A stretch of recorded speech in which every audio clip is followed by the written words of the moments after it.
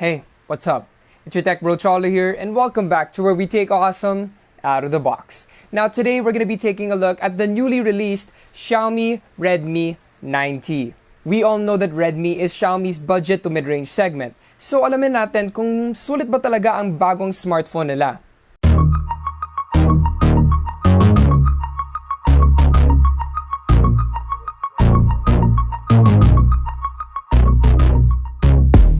Xiaomi is well known for its bang for the buck offerings, and they're back at it again.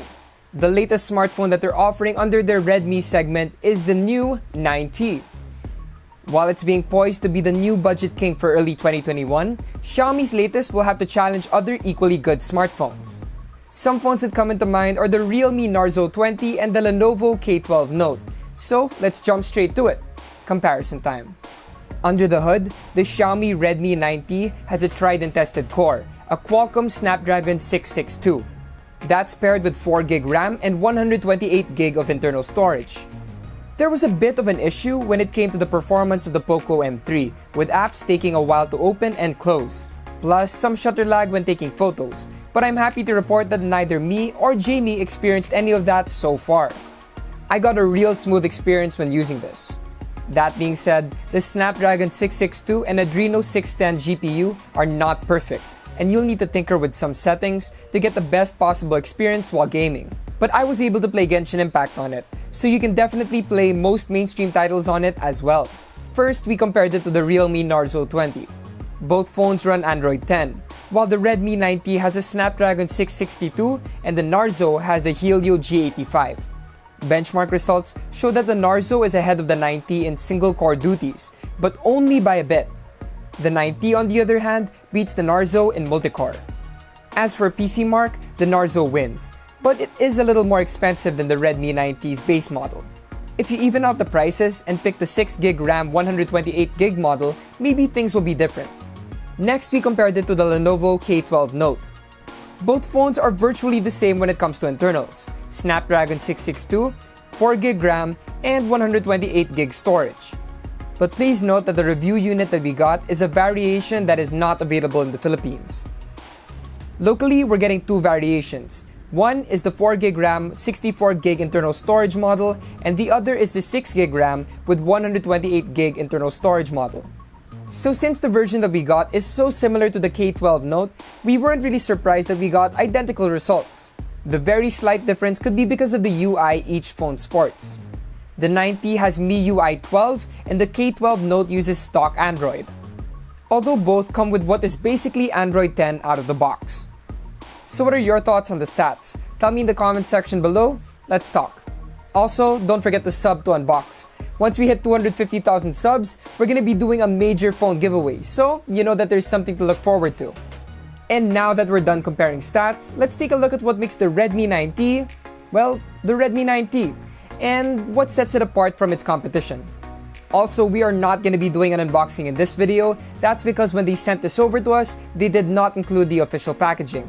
But I do believe you get the warranty, some manuals, a SIM ejector tool, a USB-C cable, 18-watt charger, and a silicone case. No earphones included, pero pwede rin kayo gumamit ng TWS earbuds. Or you could still use your favorite wired earphones or headphones, since we still get a 3.5mm input right on top.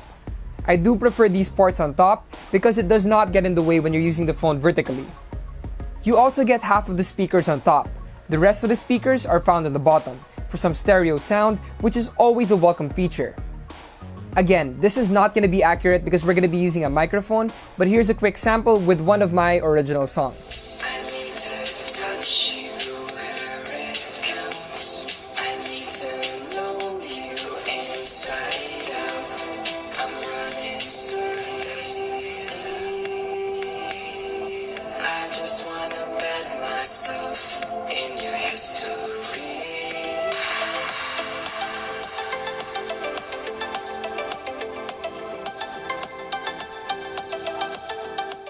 Below, you also get a USB-C port, which is always great to see on a budget phone like the Xiaomi Redmi 9T.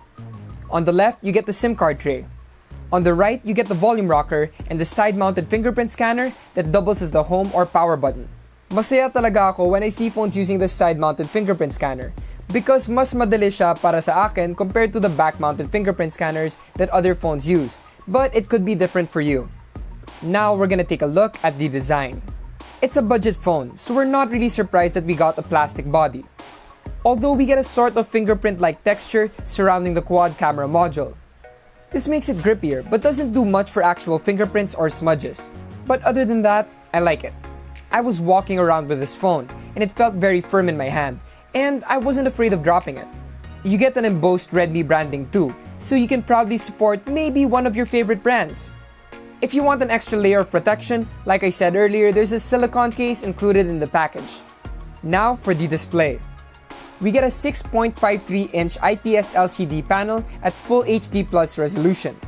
The only disruptor for this is the notch for the 8-megapixel selfie shooter, which I'll show samples for later when we get to the cameras. Colors and contrast are what you'd expect from a phone of this price range, so nothing too spectacular. We also have Widevine L1 certification, which means you're good to go with Full HD on YouTube as well as on platforms like Netflix. Other budget phones sometimes only have L3 certification, so that means you can only go up to 720p on Netflix. Plus here, we have stereo speakers, so enjoy a call while watching my shows on the Redmi 9T. Now for brightness, well, I took the Redmi 9T out on a bright sunny day. Although I was able to use it fine, some people might have a hard time using it under direct sunlight. Now let's take a look at the centerpiece of the fingerprint finish on the back, the cameras. The quad camera setup sports a 48-megapixel f1.8 main camera. Then you have the usual 2-megapixel depth sensor and macro lens. The biggest addition, and something that you don't usually see in budget phones, is that Xiaomi decided to add an 8-megapixel ultra-wide camera to broaden the shooting options. I'll let the sample photos I took while I was out speak for themselves, but I will say that I was very happy with them.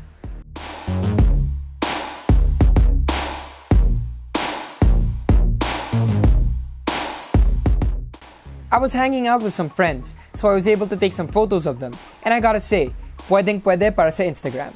Don't forget to follow us there at UnboxPH. Like I mentioned earlier, we get an 8-megapixel selfie camera that also gave me selfies that made me happy. Kahit nakasuot ako ng mask.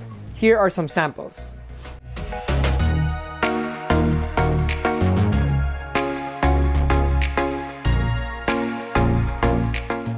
And to cap things off, let's take a look at the battery. We get a 6,000 mAh battery, which is bigger than the original 5,020 mAh we got on the Redmi 9. This ensures hours worth of gaming and your favorite shows, and with moderate use, you can get up to 2 days worth of battery life. Charging that battery is an 18-watt charger, which is included in the box, and a modern USB-C cable. All I can say about supporting USB-C is, dapat lang. It's 2021, guys. There you have it, my review and thoughts on the new Xiaomi Redmi 9T. But again, since we're doing a comparo, I'll be showing you guys the price of the phone and how that stacks up to the other budget phones that we compared it to. You can get the 4GB RAM plus 64GB internal storage model for 6,990 pesos. And you can get the 6GB RAM with 128GB internal storage model for 7,990 pesos. Read about the Xiaomi Redmi 9T and many other smartphones on Unbox.ph. And also don't forget to like, comment, share, and subscribe because once we hit 250,000 subs, we're gonna be doing a major giveaway.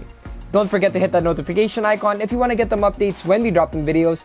Once again, it's your tech bro Cholo, and I'll see you guys in the next one.